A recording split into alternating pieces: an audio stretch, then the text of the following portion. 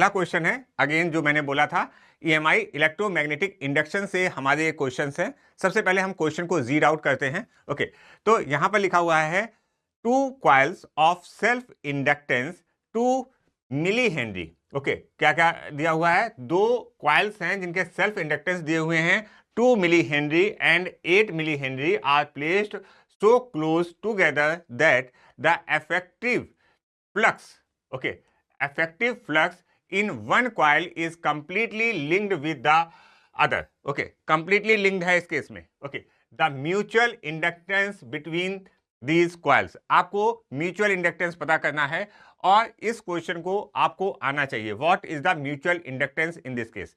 ये क्वेश्चन जो है ये आपका प्रीवियस ईयर के क्वेश्चन से लिया गया है, तो मे भी सभी को एक फॉर्मूला आता होगा. ओके, देखिए इस केस में आपको केवल और केवल एक फॉर्मूला आना चाहिए. m is equal to k square root of L1 L2. ठीक है, यहां पर k की वैल्यू क्या है? ध्यान से, k की वैल्यू क्या है? k की वैल्यू 1 होगी, क्योंकि यहां पर जो लिखा हुआ है completely linked. Okay, completely linked.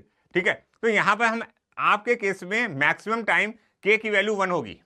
Okay, आपको आना चाहिए m is equal to k square root of L1 L2. ये फॉर्मूला बहुत अच्छे से याद कर लो और जल्दी से इस फॉर्मूले को यूज करके सभी लोग, कैलकुलेशन पॉइंट ऑफ व्यू से आप लोग बहुत ज्यादा वीक होते हैं कई बार, तो इसको भी अभी टाइम है, ऐसा नहीं है टाइम चला गया है. ठीक है, अगर आप क्विक कैलकुलेशन करने की कोशिश करेंगे तो आपका कैलकुलेशन भी स्ट्रांग हो जाएंगे इन दिस टर्म. तो m is equal to 1 square root of, अब कितना दिया हुआ है? 2 मिली हेनरी. मिली हेनरी के लिए हेनरी में बदलने के लिए 10 टू पावर ऑफ -3 से मल्टीप्लाई करेंगे. नेक्स्ट जो है 8 है, तो multiplied by 8 into 10 to power of -3.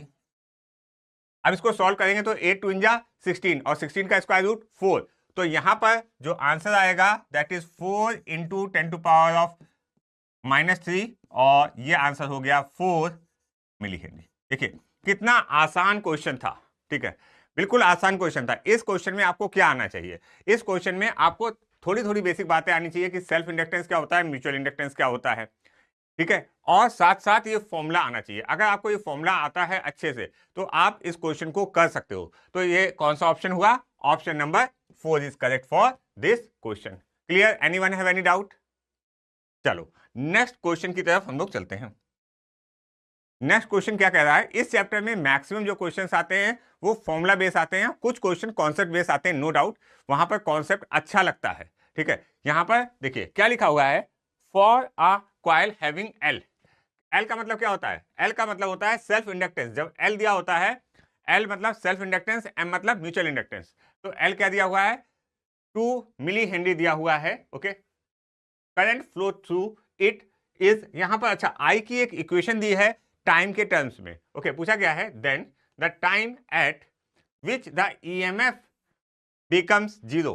EMF कब 0 होगा वो टाइम पता करना है. अच्छा, आपको एक फॉर्मूला इस केस में भी मालूम होना चाहिए. सबसे पहले EMF इज इक्वल टू, केवल हम मैग्नीट्यूड के बारे में बात कर रहे हैं बच्चों, दैट इज L di/dt. ठीक है, EMF is equal to L di/dt is equal to M di/dt. यहां पर M di/dt भी हो सकता है अगर म्यूचुअल इंडक्टेंस दिया हो. ठीक है, यहां हम सेल्फ के लिए बात कर रहे हैं. अभी एक क्वेश्चन आई थिंक मैंने लिया हुआ है जहां पर मैं यहां पर दो बातों का बहुत ख्याल रख रहा हूं कि आपके बेसिक क्वेश्चन बिल्कुल गलत नहीं होने चाहिए, और स्पेशली जहां पर आपको फॉर्मूला आए और आप फटाक से करके आगे बढ़ो. ओके, तो यहां पर EMF जो है, okay, that is equal to L di/dt. अच्छा, अब एक्चुअली में क्वेश्चन कह रहा है कि उसे EMF की वैल्यू को 0 करना है. EMF की वैल्यू को 0 करना है. तो यहां पर समझिए कि आपको L की वैल्यू दी हुई है, L की वैल्यू दी हुई है, तो L में कोई ऐसा फंक्शन नहीं है कि आप L को 0 कर सको. ठीक है, तो क्या करो, di/dt को 0 करने की कोशिश करेंगे और वहां से हम क्या निकाल लेंगे? टाइम. ठीक है, तो यहां पर करते हैं I is equal to t square e की पावर -t. अच्छा, अब जिसको प्रॉब्लम आती है डिफरेंशिएशन करने में, थोड़ा सा यहां पर ध्यान दे देगा तो उसको डिफरेंशिएशन करने में भी प्रॉब्लम नहीं आएगी. और अगर आपने ये फॉर्मूला नहीं पढ़ा है डिफरेंशिएशन करने वाला तो उसको करने की कोशिश कीजिए. लिखेंगे हम di/dt. क्या लिखेंगे? di/dt D T. Okay, D I by D T is equal to क्या लिखेंगे, फर्स्ट इंटू सेकेंड का डिफरेंशिएशन। ओके, तो फर्स्ट मैंने इसको मान लिया है, तो टी स्क्वायर ई की पावर माइनस टी। अच्छा, ई की पावर माइनस टी का जब डिफरेंशिएशन करेंगे तो क्या होगा, ई की पावर माइनस टी तो ऐसा ही आएगा। ओके, उसमें कुछ नहीं फर्क पड़ने वाला। फिर हम क्या करेंगे, माइनस टी का जब डिफरेंशिएशन करेंगे तो -1 आएगा, तो उसको ब्रैकेट में मैं लिख लेता हूं -1 प्लस। अब हम क्या करेंगे, टी स्क्वायर का डिफरेंशिएशन करेंगे और ई की पावर माइनस टी को एज इट इज छोड़ देंगे। तो टी स्क्वायर का जब आप डिफरेंशिएशन करोगे तो क्या बचेगा, 2t बचेगा। क्या बचेगा, 2t। कौन सा फॉर्मूला लगाया, x की पावर n, तो वो होता है n x to power of n minus 1। तो वैसे ही किया, 2t to power of 2 minus 1 मतलब 1, तो उस तरीके का फॉर्मूला यूज किया। क्लियर हो गई बात, किसी को कोई डाउट यहां पर? अच्छा, अब देखिए यहां पर बच्चों लोग कि D I by D T. Okay, D I by D T, हम इसको थोड़ा सा रीअरेंज कर रहे हैं बस। क्या लिखेंगे, टी स्क्वायर, माइनस साइन मैंने बाहर इधर ले लिया, टी स्क्वायर ई की पावर माइनस टी प्लस ई की power T minus T, okay sorry, into 2t। अब इस बात को बहुत ध्यान से समझ लो, हमको करना क्या था, ईएमएफ, ठीक है, इंड्यूस्ड ईएमएफ जो था, ठीक है, time when the EMF become zero, EMF को जीरो करना था। ठीक है, ईएमएफ को जीरो करना था। एल जीरो हो नहीं सकता, एल मतलब सेल्फ इंडक्टेंस जीरो नहीं हो सकता, सेल्फ इंडक्टेंस की वैल्यू। तो हमारा करंट किस समय जीरो होगा, उसी समय हमको पता करना, उसी समय ईएमएफ हमारा जीरो हो जाएगा। तो करंट कब जीरो होगा, जब D I by D T की वैल्यू क्या हो, जीरो हो जाए। तो D I by D T की वैल्यू को हम क्या करेंगे बच्चों, D I by D T की वैल्यू को क्या करेंगे, जीरो कर देंगे, मतलब इस वैल्यू को जीरो करेंगे। अच्छा, इसको जब जीरो करोगे तो मतलब ये वैल्यू जीरो हो गई। अच्छा, ये वैल्यू जीरो हो गई तो क्या करो, एक टर्म को एक साइड, एक टर्म को दूसरी साइड, देखो यहां माइनस साइन है, ठीक है, तो बहुत आसानी से हो जाएगा। ओके, तो इसको मैं लिखता हूं, देखिए, टी स्क्वायर ई की power minus T is equal to E की power minus T into 2t। Okay, E की power minus T and E की power minus T is going to cancel out. अच्छा, यहां पर देखो तो यहां पर एक मिनट, कुछ गड़बड़ हुआ क्या, ई की power T square, okay, T square 2t, T की वैल्यू, हाँ ओके, सही तो ज्यादा, this and this is going to cancel out, तो t is equal to 2 second. तो क्या आंसर आ गया, t इक्वल टू 2 सेकेंड पर हमारा ईएमएफ क्या हो जाएगा, जीरो हो जाएगा। हमसे पूछा गया था किस टाइम पर ईएमएफ जीरो होगा, तो वो हमारा आंसर आएगा first option. Again very basic formula, ये एक बेसिक फॉर्मूले का यूज किया हमने। उसके बाद हमने एक थोड़ा सा मैथ, जो आपको बहुत ज्यादा डिफिकल्टी फेस करनी पड़ती है, वहां पर मैंने उसको डिफरेंशिएट किया और उस वैल्यू को जीरो कर दिया। क्लियर हो गई बात? ये थोड़ा सा जो क्वेश्चन है ये ट्रिकी है, ये यहाँ पर मे भी बहुत बच्चे फंसते हैं। ठीक है, तो इसको प्रैक्टिस करें आप। चलिए नेक्स्ट क्वेश्चन की तरफ चलते हैं। नेक्स्ट क्वेश्चन अगेन क्या लिखा हुआ है, पढ़ते हैं क्वेश्चन को। लिखा हुआ है two coils having mutual inductance. Okay, दो कॉइल हैं जिनका म्यूचुअल इंडक्टेंस जो दिया हुआ है दैट इज 0.005 हेनरी दिया हुआ है। Okay, this is Henry not hertz. Okay, the current changes in the first coil according to the equation I is equal to I naught sin omega t. Okay, where I naught is given to us 10 ampere and omega is 100 pi radian per second. Okay, अब पूछा क्या गया है, the maximum value of EMF in the second coil. आपको पता करना है maximum EMF, ठीक है, और सेकंड कॉइल में आपको पता करना है। अच्छा, इसके लिए अगर आप ध्यान दो तो फॉर्मूला क्या यूज करना पड़ेगा। सबसे पहले देखो यहां पर म्यूचुअल इंडक्टेंस दिया हुआ है, सबसे पहले यहां पर आपको म्यूचुअल इंडक्टेंस दिया हुआ है। तो एक्चुअली में हमारा जो फॉर्मूला है, जैसे अभी ईएमएफ वाला फॉर्मूला था, तो वहां पर हम क्या लिखते थे, L D I by D T. तो म्यूचुअल इंडक्टेंस वाले केस में लिखते हैं M D I by D T. सबसे पहली बात इसको समझो, ठीक है, M D I by D T भी कर सकते हैं अगर म्यूचुअल दिया है, एल दिया है तो L D I by D T, बस यही फॉर्मूला है। अगेन यहां पर भी थोड़ा सा डिफरेंशिएशन का यूज करना पड़ेगा, तो मतलब इस चैप्टर में थोड़ा सा डिफरेंशिएशन आना चाहिए आपको। इसमें बहुत ज्यादा बड़ा डिफरेंशिएशन नहीं है, ठीक है। हमसे पूछा गया है मैक्सिमम ईएमएफ, क्या पूछा गया है, इसकी मैक्सिमम वैल्यू पूछी गई है बच्चों, ठीक है। तो पहले कैलकुलेट तो करें क्या आ रहा है एम, चलो कैलकुलेट करते हैं। EMF is equal to M की वैल्यू गिवन है 0.005। ओके, आई डी, यहां पर D I by D T है, और यहां पर क्या है, I equal to I naught sine omega T. अच्छा, तो इसको कहां कैलकुलेट करें, इसको इधर कैलकुलेट कर लेते हैं, कहीं थोड़ा सा स्पेस बनाना पड़ेगा हमको जो उससे। ठीक है, यहां पर मैंने लिखा I is equal to I naught sine omega T. Actually में हमको चाहिए क्या था, यहां सबसे दिख रहा है, हाँ ठीक है दिख रहा है, I is equal to I naught sine omega T. ठीक है, आप जब इसको डिफरेंशिएट करोगे D I by D T, अभी इसमें ना कंफ्यूजन है, सर ने कैपिटल आई लिखा वहां पर, ये आई है, यहाँ पर आई नॉट इज अनदर थिंग, हाँ ये वाला आई और वाला आई, ठीक है। तो मैं इसको बड़ा ही कर दूं, कंफ्यूजन नहीं होना चाहिए किसी भी कीमत पे, बच्चे कंफ्यूज हो जाते हैं। ठीक है, D I by D T. ठीक है, अच्छा यहां से हम D I by D T निकालते हैं, तो D I by D T जब आप निकालोगे तो आई नॉट क्या है, एक कांस्टेंट है, तो आई नॉट को ऐसे ही रहने दो। अच्छा, साइन ओमेगा टी को जब डिफरेंशिएट करोगे तो क्या आता है, कॉस ओमेगा टी। ठीक है सर, कॉस ओमेगा टी आ गया। अच्छा, अब इसमें ओमेगा टी को फिर से डिफरेंशिएट करोगे तो क्या बचेगा, ओमेगा बचेगा, तो ओमेगा भी मैंने लिख लिया। तो ये चीज आ गई D I by D T की वैल्यू, ये आ गई D I by D T की वैल्यू। तो मतलब इसके साथ आप किसका किसका मल्टीप्लाई करोगे, इसको मैं थोड़ा छोटा कर देता हूं, एक minute रुकिएगा।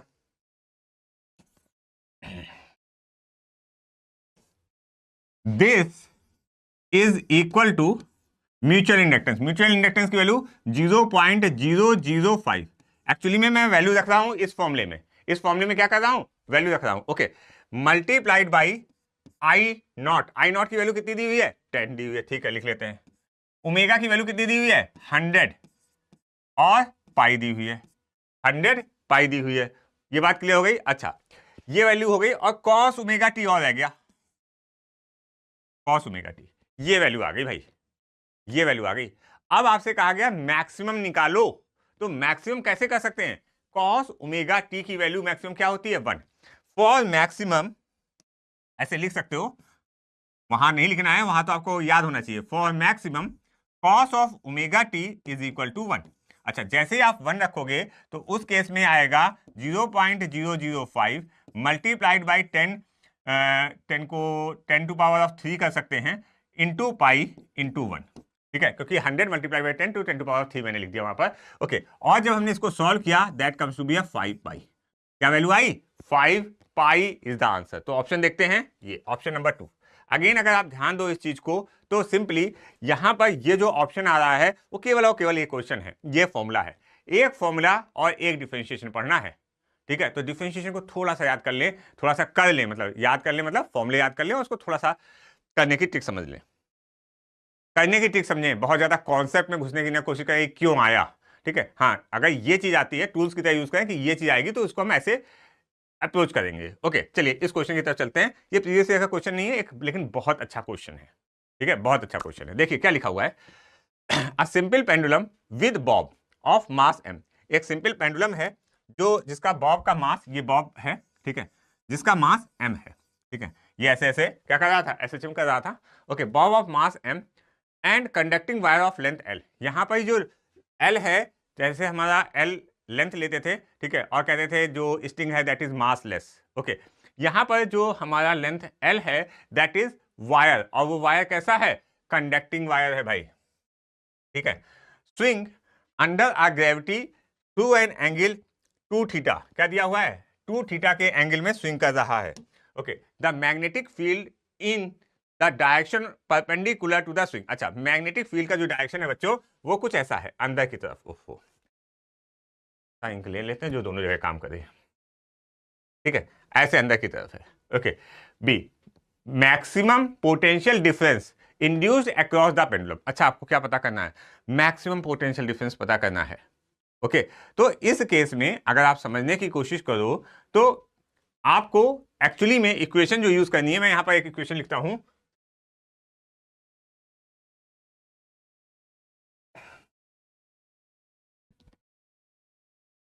Maximum potential difference is equal to VBL। ठीक है, सिंपली ये फॉर्मूला यूज करना है, VBL।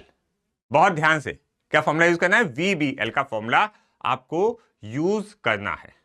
ओके, ये बात क्लियर होनी चाहिए कि ये वाला फॉर्मूला हमको यूज करना है। ओके, अच्छा अगर अब आप ध्यान दो इस क्वेश्चन में दैट VBL कैसे यूज करेंगे और क्या करेंगे, ठीक है। V क्या है, वेलोसिटी है, B क्या है, हमारा मैग्नेटिक फील्ड है, L क्या है, लेंथ है, ठीक है। तो एक्चुअली में लेंथ आपको पता है बच्चों, ठीक है, B पता है, पता तो V करनी है, पता तो हमको V करनी है। V कब पता करनी है, जब वो इस पोजीशन पे हो, क्योंकि हमसे पूछा गया है मैक्सिमम, हमसे पूछा गया है मैक्सिमम, ठीक है। तो मैक्सिमम वाले केस में कब होगा मैक्सिमम, B कांस्टेंट है, L कांस्टेंट है, मतलब V जब मैक्सिमम होगा तभी होगा।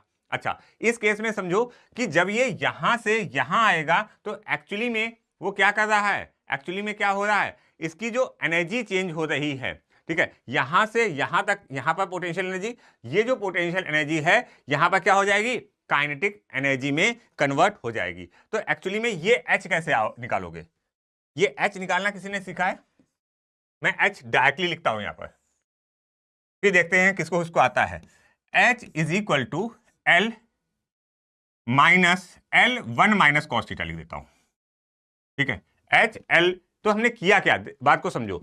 एक्चुअली में ये लेंथ L है, ये लेंथ L है, यहां से यहां तक का देखो, यहां से यहां तक L है, ओके, और हमको निकालना क्या है, ये H।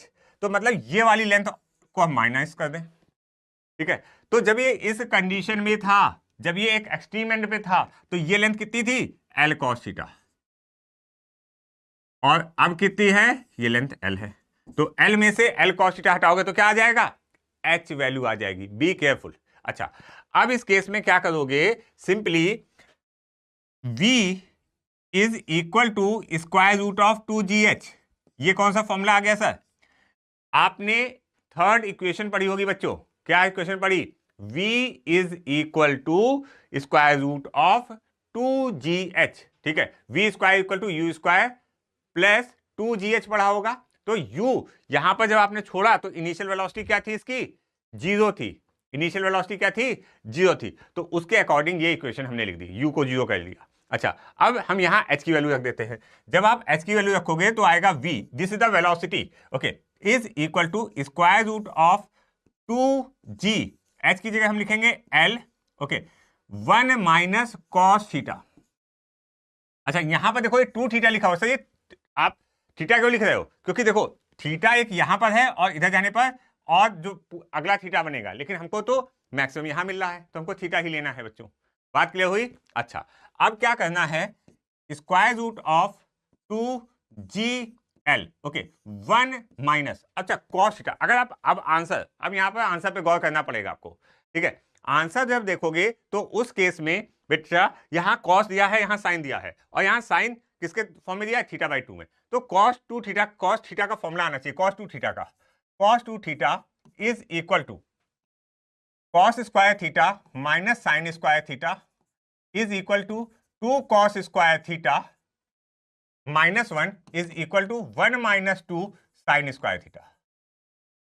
ये cos 2 थीटा के 3 फॉर्मूले होते हैं, ओके, डिपेंडिंग अपॉन कि क्या कौन सी रिक्वायरमेंट है। अभी हमारी रिक्वायरमेंट क्या है, अभी हमारी रिक्वायरमेंट ये फॉर्मूला है, क्योंकि हमको साइन के फॉर्म में जाना है, ओके। तो यहां पर ये वाला फॉर्मूला लगाएंगे, लेकिन और एक बात ध्यान रखने की बात है, यहां 2 थीटा है तो यहां थीटा हो जाता है, इसी तरह से यहां cos थीटा है तो यहां थीटा बाई 2 हो जाएगा।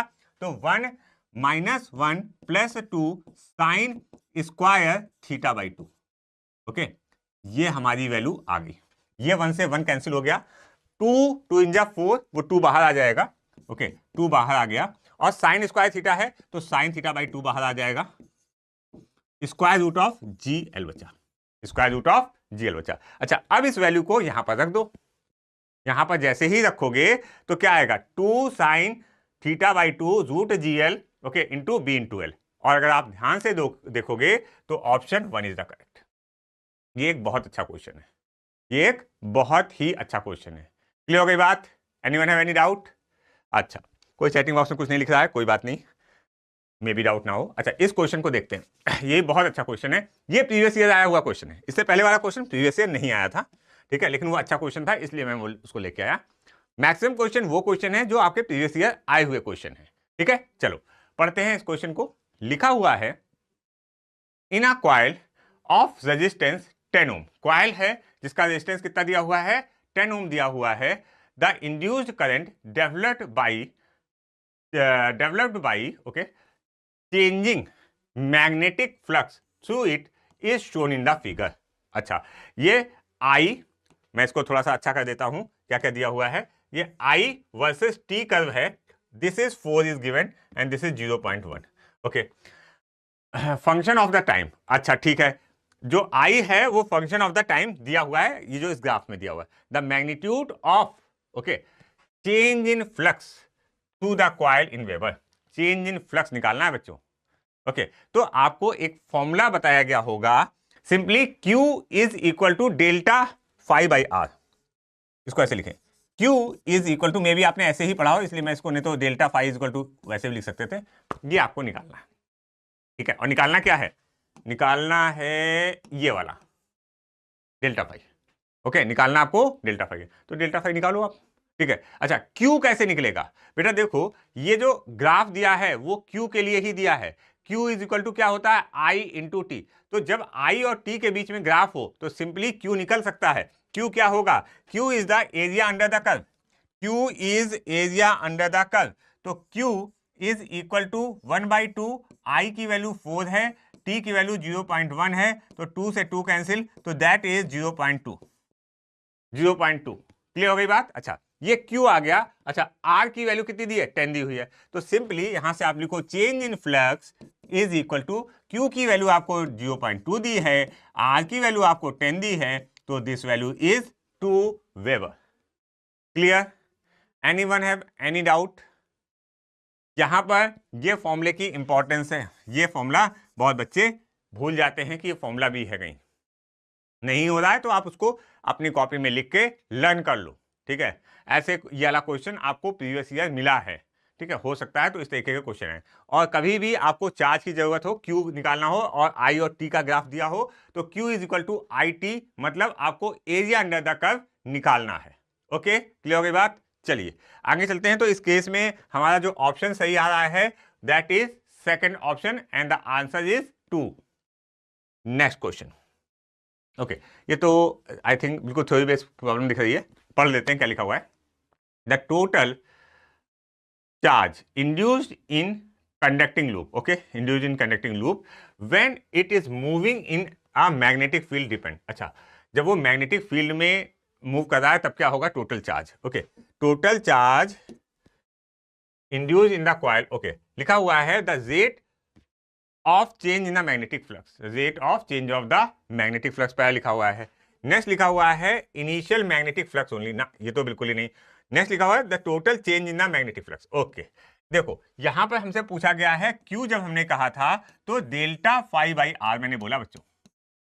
ओके, तो यहां पर आपको समझना पड़ेगा कि जो हमारा जब करंट होता है, जब करंट इंड्यूस होता है, ठीक है, जब आपने ईएमएफ पढ़ा होगा तो आपने कहा होगा करंट इंड्यूस्ड क्यों हुआ, करंट इंड्यूस तभी हुआ जब क्या हुआ, जब क्या हुआ, मैग्नेटिक फ्लक्स चेंज हुए, और मैग्नेटिक फ्लक्स चेंज होने की वजह से करंट मतलब चार्ज के बारे में बात कर रहे हैं। तो यहां पर देखिए लिखा हो, ये वाला सही है, the total change in the magnetic flux, ठीक है, total change in the magnetic flux के बारे में आपको यहां पर बात करनी होगी। Option number 3 is correct for this question, option number 3, option number 1 नहीं है, ठीक है। फाइनल वाला ये तो बिल्कुल ही नहीं है, ये भी नहीं है, थर्ड वन। ओके, इसको बारे में आपको पता होना चाहिए।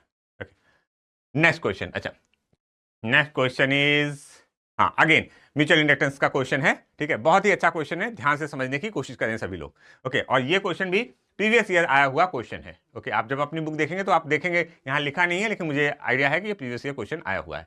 लिखा हुआ है two conducting circular loop radii R1 and R2, radii क्या दी हुई है, R1 and R2 are placed in the same plane. Okay, same plane में है। ओके, अभी बनाते हैं। With their centres coinciding R1 is greater than R2, the mutual inductance M between them will be directly proportional to. तो देखो क्या है, समझने की कोशिश करना। सबसे पहले मैंने R2 बनाया कोसेंट्रिक, और फिर मैंने R1 बना लिया बच्चों। ओके, ये जो चीज मैं कर रहा हूं ये आपको एनसीईआरटी में और सभी बुकों में आपको ये कॉइल वाली चीजें मिल जाती हैं, ठीक है। और इसका जो रेडियस है दैट इज R2 और इसका रेडियस R1 है। मैंने कहा कि आउटर वाले में करंट I फ्लो कर रहा था, आउटर वाले में करंट I फ्लो कर रहा था, तो उस वजह से क्योंकि करंट फ्लो करेगा तो जब किसी कॉइल में करंट फ्लो करता है तो मैग्नेटिक फील्ड बनती है, और उस मैग्नेटिक फील्ड के बारे में हमको डिस्कशन हो चुका है। B1 is equal to mu naught upon 2 I by R1। ये फॉर्मूला आपको मालूम होना चाहिए, ये फॉर्मूला आपको याद होना चाहिए। ये सिंगल रीजन के लिए लिखा हुआ है, अगर n टर्न्स है तो n का मल्टीप्लाई हम करते हैं। अच्छा, ये जो B है, ठीक है, इस B की वजह से इसमें फ्लक्स होगा, ठीक है। वो क्या होगा? Flux phi is equal to B1 into A. अच्छा, ए कौन सा? A2 लिखो यहां पर, B1 इंटू A2। ओके, अच्छा, अब क्या करेंगे यहां पर? ध्यान से देखिएगा, B1 की वैल्यू रखेंगे बच्चों mu naught upon 2 I R1। अच्छा, A2 की जगह आप क्या लिखोगे? पाई R2 होल स्क्वायर। बहुत ध्यान से, कोई भी स्टेप मिस नहीं होना चाहिए। ओके, कोई भी स्टेप मिस नहीं होना चाहिए। अब ऐसा समय आ चुका है कि आपको हर चीज को बहुत ध्यान से देखना है। अच्छा, ये आ गया फ्लक्स। ये कहां का फ्लक्स आया? ये कहां से फ्लक्स पास हो रहा था? ये जो फ्लक्स पास हो रहा था, ये पास हो रहा था हमारे इस वाले से, R2 से, ठीक है, क्योंकि हमने एरिया कहां से कर लिया? A2 का। लेकिन म्यूचुअल इंडक्टेंस दोनों का, ठीक है, M12 आपको ये पढ़ाया गया होगा, mutual inductance of 1 with respect to 2 and mutual inductance for 2:1 is same, ठीक है। तो इसमें वैसा ही होगा। तो यहां पर phi is equal to MI, phi is equal to MI का हम यूज करेंगे। और जब आप इसका यूज करोगे तो समझो, phi is equal to MI हमसे पूछा गया है म्यूचुअल इंडक्टेंस, तो M is equal to phi by I बच्चों। अच्छा, फाई की वैल्यू क्या है? फाई की वैल्यू को यहां लिख देते हैं। फाई की वैल्यू है that is mu naught upon 2 I R1 into pi R2 square upon I। तो यहां से I और I कैंसिल हो गया, I और I कैंसिल हो गया, बहुत ध्यान से। ओके, जब I और I कैंसिल हो गया तो इस चीज को ध्यान दो कि I कैंसिल हो गया। M जो है, अब क्या बचा? म्यू नॉट अपॉन 2 R1, यहां पर पाई है और ये R2 बचा। तो म्यू नॉट कांस्टेंट है, पाई एक कांस्टेंट है, 2 एक कांस्टेंट है। तो M is directly proportional to R2 square upon R1। This is the answer for this question, ठीक है। अच्छा क्वेश्चन है, इसमें आपको ये दोनों कॉन्सेप्ट अच्छे से आने चाहिए। ओके, दोनों कॉन्सेप्ट बहुत अच्छे से समझ में आने चाहिए। तो आपका option number 4 is correct for this question. किसी को कोई डाउट? एनीवन? चलो नेक्स्ट चलते हैं, नेक्स्ट क्वेश्चन की तरफ। Okay, next question is self inductance, self induction of a solenoid. Okay, self induction क्या होगा सोलोनाइड का, हमको देखना है सेल्फ इंडक्शन क्या होगा। अच्छा, इसके लिए आपको एक सिंपल एक फॉर्मूला आना चाहिए। अगर आप ध्यान से देखो, directly proportional to the current flow, तो सेल्फ इंडक्टेंस L का formula, L is equal to mu naught N। L is equal to mu naught N। N क्या होता है? N क्या होता है? N is the total number of turns, so N square A by L। ये formula आपको आना चाहिए भाई लोग, सभी को ये फॉर्मूला याद कर लो, ठीक है। फॉर्मूले याद करने में कोई भी आपको ये नहीं रखना कि फॉर्मूले याद कर लो। ओके, तो यहां पर लिखा हुआ है self inductance of the solenoid, ये सोलोनाइड का फॉर्मूला है, ठीक है। अच्छा, अब देखो क्या लिखा हुआ है, directly proportional to the current flow through the coil. नहीं, यहां पर तो बिल्कुल नहीं है। Directly proportional to the length, directly नहीं है, 1/L है, cancel. Directly proportional to the number of, directly proportional to area of the cross section, that is one thing. Inversely proportional to the area of the cross section, that is wrong. Simply option 3 is correct. Clear हो गई बात? चलिए next question की तरफ चलते हैं। Okay, ये आखिरी क्वेश्चन है हमारा। ओके, तो इस क्वेश्चन को देखते हैं बहुत ध्यान से। ये क्वेश्चन कई फॉर्म में आपको बुक में मिलेगा, ठीक है। देखिए क्या लिखा हुआ है, a current I flows in a circular coil, ठीक है। I फ्लो कर रहा है, सर्कुलर कॉइल दिया उसमें I फ्लो कर रहा है, रेडियस उसकी R दी हुई है बच्चों, ठीक है। If the coil is placed in a uniform magnetic field B, uniform magnetic field में प्लेस कर दी गई है, okay, with its plane parallel to the field. हाँ, यहां पर देखो, यहीं पर क्वेश्चन का मेन इंपॉर्टेंट चीज छिपी हुई है। कई क्वेश्चनों में यहाँ पर ये जो लिखा हुआ है plane parallel to the field, कहीं पर लिखा हुआ है plane perpendicular to the field, ठीक है, वहीं से आंसर चेंज हो जाता है, ठीक है।